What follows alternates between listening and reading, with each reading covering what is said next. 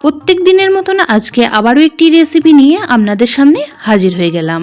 শীতের দুপুরে বেগুনের যদি এরকম একটি নিরামিষ পদ থাকে, এটা দিয়েই সবটুকু ভাত খাওয়া হয়ে যাবে। নমস্কার বন্ধুরা, মাই কিচেন মাই ব্লগে সবাইকে আবারও একবার স্বাগত।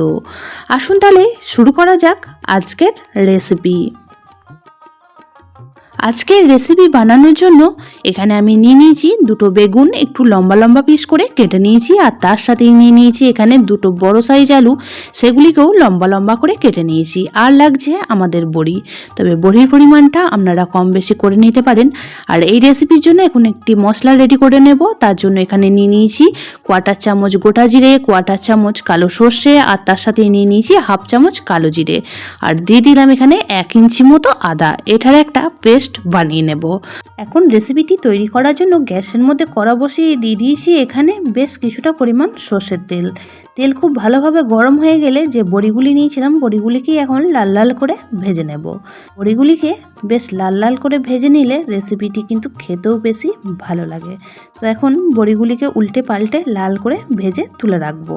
শীতের দুপুরে গরম ধোঁয়া ওঠা ভাতের সঙ্গে যদি আজকের রেসিপিটি থাকে, আর কিন্তু কিচ্ছু লাগবে না। এটা দিয়েই সবটুকু ভাত একদমই খাওয়া হয়ে যাবে।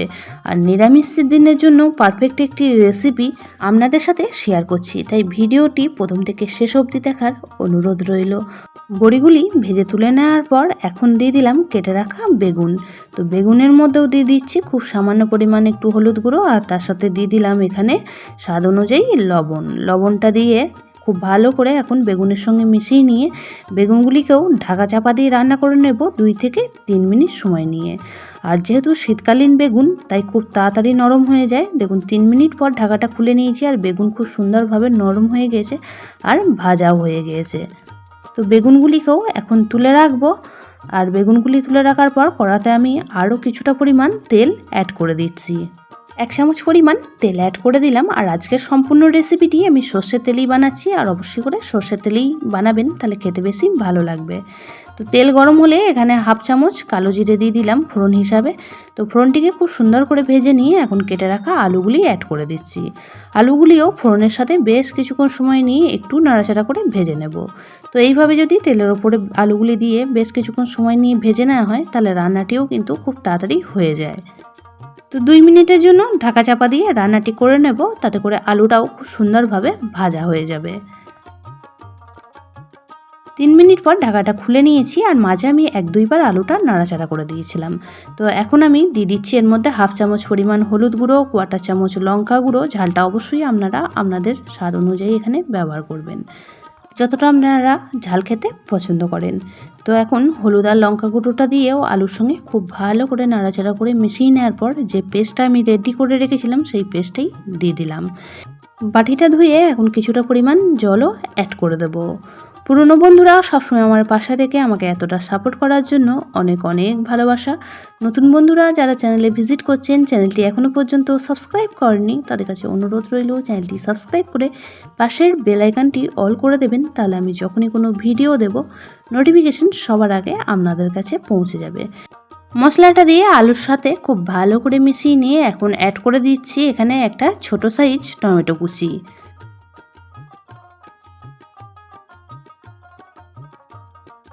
টমেটোটাও আলুর সাথে খুব ভালো করে মিশিয়ে নেব, আর মিশিয়ে নিয়ে মশলাটা বেশ কিছুক্ষণ সময় নিয়ে একটু কষিয়ে নেব। আজকের রেসিপিটি খুবই সাধারণ, কিন্তু খেতে লাগে অসাধারণ। এই রকম যদি একটি রেসিপি থাকে, এতে দিয়ে কিন্তু সমস্ত ভাতটুকুনি খাওয়া হয়ে যাবে। তো এখন অ্যাড করে দিচ্ছি এখানে স্বাদ অনুযায়ী লবণ। লবণটা দিয়েও এখন খুব ভালো করে মিশিয়ে নেব।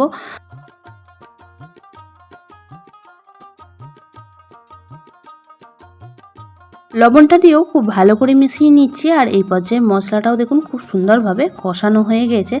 এখন আমি অ্যাড করে দিচ্ছি এর মধ্যে পরিমাণ মতন জল। তবে আজকের রেসিপিটি একটু ঝোল ঝোল মতোই হবে, তাই জলের পরিমাণটা একটু বেশি করেই দিয়ে দিলাম। তো খুব ভালো করে আবারও মিশিয়ে নিচ্ছি, আর মিশিয়ে নিয়ে এখন ঢাকা চাপা দিয়ে রান্না করে নেব 5 থেকে 7 মিনিট সময় নিয়ে।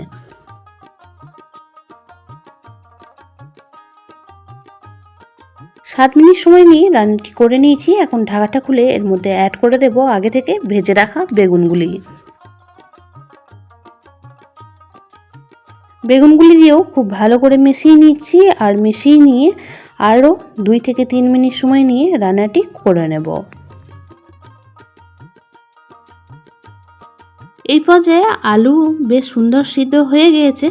এখন আমি অ্যাড করে দেব ভেজে রাখা বড়িগুলি। বড়িগুলি একটু লাস্টের দিকে অ্যাড করতে হবে, যেহেতু বড়িগুলি ঝোলের মধ্যে দিলে খুব তাড়াতাড়ি নরম হয়ে যায় আর ভেঙে যেতে পারে। তো তার জন্য লাস্টের দিকে বড়িগুলি অ্যাড করে দিলাম। এখন ঝোলের মধ্যে খুব ভালোভাবে বড়িগুলি একটু ডুবিয়ে দিচ্ছি, তাতে করে ঝোলটা খুব সুন্দরভাবে বড়ির মধ্যে ঢুকে যাবে। বড়িগুলি দেওয়ার পরও 2 মিনিট সময় নিয়ে রান্নাটি করে নিয়েছি, আর বড়িগুলিও কিন্তু খুব সুন্দরভাবে নরম হয়ে গিয়েছে, আর আলু আমাদের একদমই সিদ্ধ হয়ে গিয়েছে। তো একটা আলু কেটেও আপনাদের দেখিয়ে দিচ্ছি যে কতটা সুন্দরভাবে আলুগুলি সিদ্ধ হয়ে গিয়েছে। তো রেসিপিটি আমাদের প্রায় রেডি হয়ে এসেছে। এখন ওপর থেকে দিয়ে দিচ্ছি খুব সামান্য পরিমাণ একটু চিনি। তো আপনারা চাইলে চিনিটা বাদ দিতে পারেন। আর দিয়ে দিচ্ছি বেশ কিছুটা পরিমাণ ধনেপাতা কুচি। তো এখন খুব ভালো করে মিশিয়ে নিলেই একদমই রেডি আমাদের আজকের রেসিপি গরম গরম ভাতের সাথে পরিবেশন করার জন্য। খুবই সাধারণ একটি রেসিপি, কিন্তু খেতে লাগে অসাধারণ। দুপুরে গরম ভাতের সাথে যদি এরকম একটি রেসিপি থাকে তাহলে কিন্তু খাওয়াটা জমে যায়। সম্পূর্ণ নিরামিষ রেসিপি, তাই যে কোনো দিন কিন্তু বানিয়ে পরিবেশন করতে পারেন। খেতে খুবই ভালো লাগে। এখন গ্যাসের ফ্লেমটা অফ করে দেবো, আর স্ট্যান্ডিং টাইম করে রেখে দিয়েছিলাম বেশ কিছুক্ষণ সময়। তারপর আবারও ফিরে এসে আপনাদের দেখাচ্ছি যে কতটা সুন্দর দেখতে হয়েছে। তো খেতেও কিন্তু খুবই ভালো হয়েছিল। আর আজকের রেসিপিটি আপনাদের যদি কোনো অংশে বেশি ভালো লেগে থাকে তাহলে একটা লাইক করে দিয়ে ভিডিওটি শেয়ার করে দেওয়ার অনুরোধ রইল। সবাই খুব ভালো থাকবেন, সুস্থ থাকবেন। আবারও দেখা হচ্ছে অন্য কোনো ব্লগ বা রেসিপির সাথে। ততক্ষণের জন্য সবাইকে টাটা।